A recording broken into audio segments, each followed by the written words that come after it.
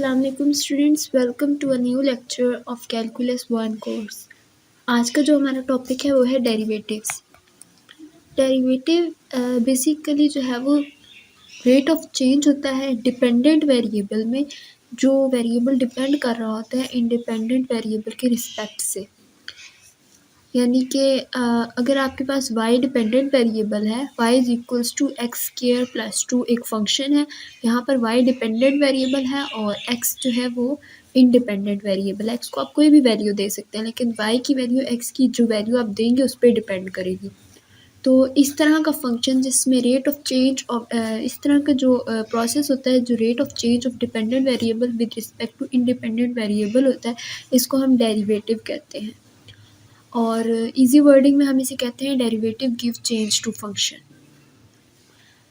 अब सबसे पहले कांस्टेंट फंक्शन का जो हमारे पास डेरिवेटिव, कोई भी कांस्टेंट फंक्शन हो जाए, लेट्स से कि अगर हम कह देते हैं y इज इक्वल्स टू 2, तो यहाँ पर 2 जो है ये कांस्टेंट है, तो इस 2 की बात हो रही है। 2 का जब भी आप डेरिवेटिव लेंगे, 2 का डेरिवेटिव जस्ट 2 का, तो 2 का डेरिवेटिव हमेशा 0 होगा। या कोई भी कांस्टेंट 8, 7, 6 किसी भी कांस्टेंट वैल्यू का डेरिवेटिव हमेशा 0 होगा। इसके अलावा अब जो नेक्स्ट पॉइंट है वो है पावर रूल। पावर रूल जो है उसके अकॉर्डिंग अगर किसी भी पावर का डेरिवेटिव लिया जाए तो उसका डेरिवेटिव हम कैसे लेते हैं, इसको हम पावर रूल बोलते हैं।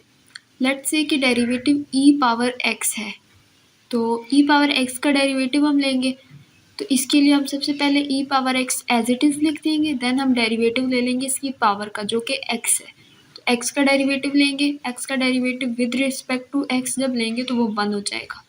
किसी भी फंक्शन का derivative with respect to that function 1 होता है।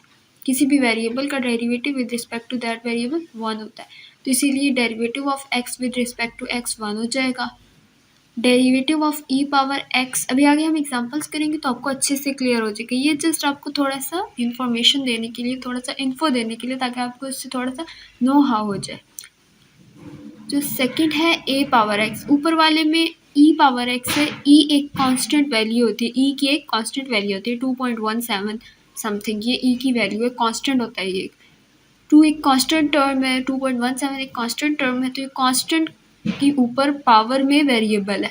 तो सेकंड है, इसमें a भी कांस्टेंट है, a को भी कोई कांस्टेंट वैल्यू लेट्स से 7, 2, 3 ये इस तरह दी जा रही है। ऊपर भी e पावर x है और नीचे a पावर x है, तो ऊपर e की एक कांस्टेंट वैल्यू है 2.17। अब नीचे जो a है ये वेरिएबल है, इसको आप कोई भी वैल्यू दे सकते हैं, a की कोई भी वैल्यू होगी। यहाँ पर आप हैं तो 2, 3, 5, 7 कोई भी वैल्यू है, लेकिन वेरिएबल है, इसकी कोई फिक्स वैल्यू नहीं है a की, तो इसलिए इसका डेरिवेटिव लेने का फॉर्मूला थोड़ा सा अलग है। इसमें आप a का नेचुरल लॉग भी ऐड करते हैं। ऊपर आपने e power x d power derivative of x with respect to x है, लेकिन नीचे आप नेचुरल लॉग ऑफ a भी ऐड करते हैं। इसमें एक और पॉइंट ऐड कर लें ऊपर वाले डेरिवेटिव में, ताकि आपको डिफरेंस सही से क्लियर हो जाए। अब ऊपर वाले में आपके पास just natural log of e नहीं है, क्योंकि नेचुरल लॉग ऑफ e अगर आप लेते हैं तो वो आपके पास 1 के इक्वल होता है। आप कैलकुलेटर में पुट करके चेक करें, आपका आंसर 1 के इक्वल आएगा, तो इसीलिए हमने उसको लिखा ही नहीं है। जबकि नीचे वाले के केस में नेचुरल लॉग ऑफ a 1 नहीं होता, क्योंकि a रैंडम वैल्यूज़ हैं, तो इसकी कोई फिक्स वैल्यू आएगी। नेक्स्ट जो है वो हमारे पास प्रोडक्ट रूल होता है। जो प्रोडक्ट रूल है उसके अकॉर्डिंग क्या होता है कि ये 3 फंक्शंस है आपके पास। अगर आप इन तीनों का डेरिवेटिव ले रहे हैं तो आप सबसे पहले क्या करेंगे, आप 2 फंक्शन को एज इट इज़ लिखेंगे और किसी एक फंक्शन का डेरिवेटिव लेंगे, प्लस कर देंगे आप। अब बाकी 2 फंक्शंस कोई और, आप जिसका एक का डेरिवेटिव ले लिया ना, अब इसका नहीं लेंगे आप, अब किसी और इन 3 फंक्शंस में से किसी और का डेरिवेटिव लेंगे, और बाकी 2 फंक्शंस जो रह जाएंगे उनमें इनमें से वो आप एज इट इज़ लिख देंगे। फिर इसी तरह आप थर्ड का डेरिवेटिव लेंगे और जो बाकी रह जाएंगे उनको एज इट इज़ लिख देंगे। ये प्रोडक्ट रूल, एग्जाम्पल्स करेंगे तो आपको और अच्छे से क्लियर हो जाएगा। आज के लेक्चर में हम जस्ट सिर्फ डेफिनेशंस वगैरह देखेंगे, और जो नेक्स्ट लेक्चर होगा उसमें हम एग्जाम्पल्स कर लेंगे। एक होता है क्वोशंट रूल, वो वाला रूल मैं आपको एग्जाम्पल के साथ समझाऊंगी, वहाँ पर बहुत अच्छे से क्लियर हो जाएगा। यहाँ पर डेरिवेटिव ऑफ एच फंक्शन यहाँ पर लिया जा रहा है, इसके यहाँ पर आगे एच भी लिखा हुआ है। वीडियो में आपको सही से नज़र नहीं आ रहा, बट यहाँ पर आप एच ऑफ एक्स भी लिख लें। एक एग्जांपल मैं अभी करवाती हूँ जो कि रिलेटेड टू प्रोडक्ट रूल है, और बाकी एग्जांपल्स हम नेक्स्ट लेक्चर में करेंगे। इस एग्जांपल में हमारे पास y is equal to e power x x square plus 1 function. जब आप डेरिवेटिव लेंगे तो डेरिवेटिव की नोटेशन होती है डी बाई डी एक्स। जब डी बाई डी एक्स यहाँ मल्टीप्लाई होगा तो ये d y by d x बन जाएगा। जब यहाँ मल्टीप्लाई होगा तो क्योंकि ये अलग फंक्शन है और ये एक अलग फंक्शन है, दो फंक्शंस हो गए, तो यहाँ पर प्रोडक्ट रूल लग जाएगा क्योंकि दो फंक्शंस हैं जहाँ पर ये वाला इंडिपेंडेंट वेरिएबल एक्स आर है।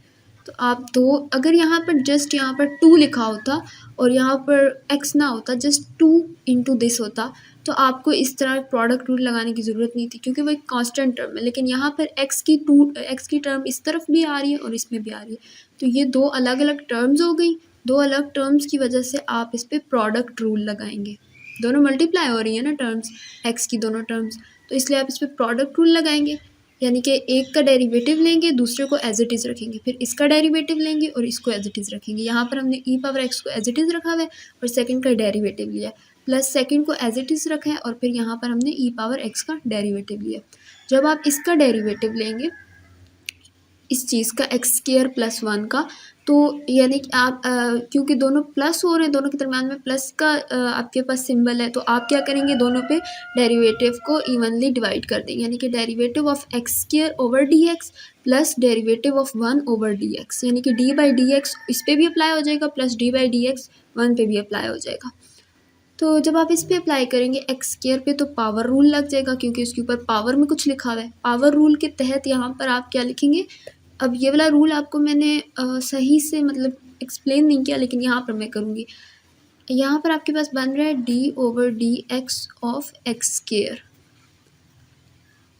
तो जो इस तरह का पावर रूल होता है जिसमें नीचे हमारे पास, यहाँ पर हमारे पास कोई वेरिएबल होता है और ऊपर कोई कांस्टेंट टर्म होती है, तो आप कांस्टेंट को एज इट इज़ पहले लिखते हैं। यहाँ पर 2 सबसे पहले लिखेंगे, फिर आप लिखेंगे x, फिर आप x की जो पावर लिखी हुई थी ऊपर, जिसको आपने सबसे पहले यहाँ शुरू में एज ए कोफिशिएंट लिख दिया, ये हम डेरिवेटिव ले रहे हैं, तो डेरिवेटिव का जो आंसर आता है मैं आपको वो बता रही हूँ।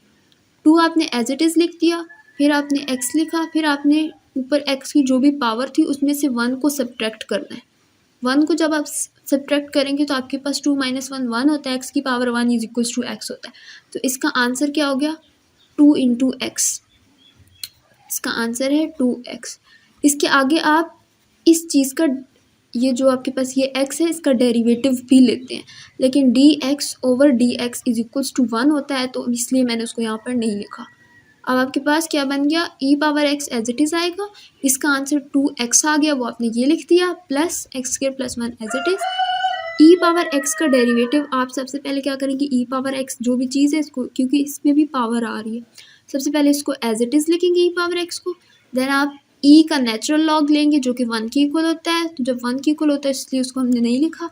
फिर अब आप इसकी पावर का डेरिवेटिव लेंगे, पावर का जब आप डेरिवेटिव लेंगे तो dx ओवर dx बन जाएगा जो कि 1 के इक्वल होता है, फिर हमने उसको भी नहीं लिखा, जस्ट आपके पास e पावर x ही रह जाएगा, तो वो यहाँ पर आके मल्टीप्लाई होगा। अब इसका भी डेरिवेटिव सॉल्व हो गया, तो फाइनल आंसर जब आप देखेंगे यहाँ पर e पावर x, क्योंकि इस और इस टर्म में दोनों में था तो हमने इसको कॉमन ले लिया, बाकी 2x plus x square plus 1, ये बेसिक मैथ का एक छोटा सा स्टेप है। जो नेक्स्ट एग्जांपल्स हैं वो हम नेक्स्ट लेक्चर में करेंगे, जो नेक्स्ट एग्जांपल्स हैं वो हम नेक्स्ट लेक्चर में कर लेंगे। और इसके अलावा अगर आपको कोई चीज़ क्लियर ना हुई हो यहाँ पर, तो आप कमेंट सेक्शन में मुझसे पूछ सकते हैं। तो नेक्स्ट लेक्चर तक अल्लाह हाफिज़।